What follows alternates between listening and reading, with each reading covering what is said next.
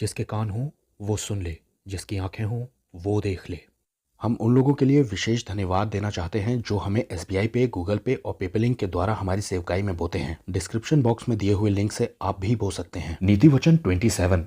अपनी भेड़ बकरियों की दशा भली भांति मन लगाकर जान ले और अपने सब पशुओं के झुंडों की देखभाल उचित रीति से कर। ये बात पुराने समय के लोगों के लिए लिखी गई है, लेकिन ये लागू आज भी होती है बजटिंग पर, यानी कि पैसे को आखिर मैनेज कैसे करना है। आज भेड़ बकरियां तो नहीं है, लेकिन सैलरी फिर भी मिलती है और उस सैलरी को देखभाल करके खर्च करना हमें आना चाहिए। आज दुनिया के ज्यादातर लोग पैसों को ठीक से मैनेज नहीं कर पाते हैं और दुख तो तब होता है जब विश्वासी भी इसी कैटेगरी में आ जाते हैं। कभी कोई कर्ज ज्यादा ले लेता है या फिर उधार ज्यादा ले लेता है या कभी हैसियत से ज्यादा खर्च कर देता है और इस वजह से कमी घटी का शिकार हो जाते हैं बहुत सारे लोग। अब इसके आगे की आयत कहती है कि संपत्ति सदा नहीं ठहरती है और राजमुकुट पीढ़ी से पीढ़ी तक बना रहता है क्या? इसका मतलब यह है कि आप जिस पद पे हैं क्या वो हमेशा के लिए है? आगे लिखा है कटी हुई घास उठा ली जाती है और नई घास दिखाई देती है, यानी कि पुरानी सैलरी जा चुकी तो नई आ गई। और कभी कभी पहाड़ों की हरियाली काट कर इकट्ठी की जाती है। तब भेड़ों के बच्चे तेरे वस्त्र के लिए होंगे और बकरों के द्वारा खेत का मूल्य दिया जाएगा। बकरियों का इतना दूध होगा कि तू अपने घराने समेत पेट भर पिएगा और तब दासियां यानी कि नौकर चाकर भी अच्छे से जीवन निर्वाह करते रहेंगे।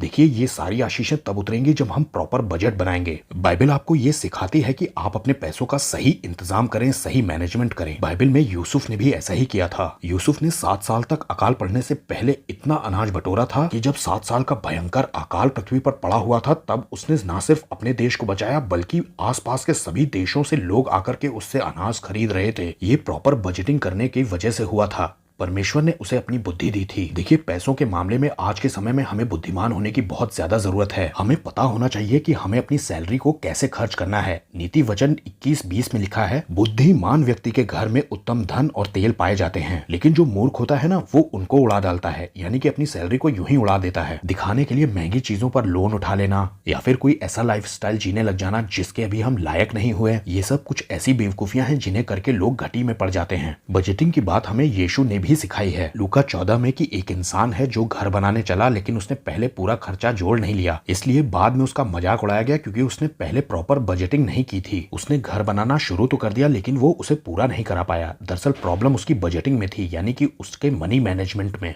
आज अगर सबसे ज्यादा अमीर कोई दुनिया में है, सबसे रिचेस्ट पीपल कोई दुनिया में है, तो वो है यहूदी लोग। और इसके पीछे एक सीक्रेट है और ये सीक्रेट एक पीढ़ी से दूसरी पीढ़ी तक बहुत ही सुरक्षित तरीके से बांटा जाता है। यानी कि एक ऐसा जूइश फैमिली जिसमें परमेश्वर का भय माना जाता है, वहां पर पिता अपने बच्चे को ये सीक्रेट जरूर बताते हैं और ये है पैसों को मैनेज करने का, सही तरह से बजटिंग करने का। पिता अपने बच्चों को सिखाते हैं कि जब भी तुम्हें कोई सैलरी मिले, पैसा मिले, तो पहले तो दशमांश दो और ये 10% होना चाहिए, ये कम ज्यादा नहीं होगा। लेकिन दूसरा हिस्सा ऑफरिंग का है, यानी कि भेंट और दान, ये कम ज्यादा हो सकती है। और तीसरा हिस्सा होता है आपकी सेविंग्स यानी कि आपकी बचत। और चौथा हिस्सा है आपका इन्वेस्टमेंट, इससे आप और आमदनी बना सकते हैं। ध्यान दीजिएगा कि सेविंग्स और इन्वेस्टमेंट ये दोनों अलग अलग चीजें हैं। और आखिरी हिस्सा है आपका, यानी कि जिसे आप खर्च कर सकते हैं। वैसे आपकी जानकारी के लिए बता दूं कि मैं भी इन प्रिंसिपल्स को फॉलो करता हूं। एक हिस्सा है दशमांश का, यानी कि 10%, ये कम ज्यादा नहीं हो सकता, किसी भी कीमत पर कम ज्यादा नहीं हो सकता। अगला हिस्सा है आपकी दान या ऑफरिंग, इसमें आप कंगालों के लिए भी रख सकते हैं, गरीबों के लिए भी रख सकते हैं। अगले हिस्से में आपकी सेविंग्स आती है जिसमें कि घर में कोई ना कोई टूट फूट लगी रहती है, इससे आप उसे करवा पाएंगे। इंसान को कभी भी पैसे से खाली नहीं होना चाहिए, यानी कि जीरो बैलेंस पर कभी भी नहीं आना चाहिए। ये एक बहुत बड़ी बेवकूफी साबित होती है। इन्वेस्टमेंट के लिए मैं ऐसे करता हूँ कि परमेश्वर के राज्य में ही बोता हूँ। पर्सनली अपने लिए मैं बाइबल की वो आयत फॉलो करता हूँ जहाँ पर यीशु ने कहा कि जहाँ तेरा धन होगा वहीं तेरा मन भी लगेगा, यानी कि तू जहाँ इन्वेस्ट करेगा वहाँ तेरा मन लगेगा। तो कभी सुसमाचार के लिए, कभी विश्वासियों के ऊपर, कभी किसी जरूरतमंद के ऊपर, प्रभु के किंगडम के अंदर ही मैं बो देता हूँ। और पांचवा और आखिरी हिस्सा है आपका खर्चा, यानी कि इसे आप ही मैनेज करने वाले हैं कि आपको कहां और कितना खर्च करना है, क्योंकि बाइबल कहती है कि जो रांग रंग से प्रीति रखता है वो कंगाल हो जाता है। सबको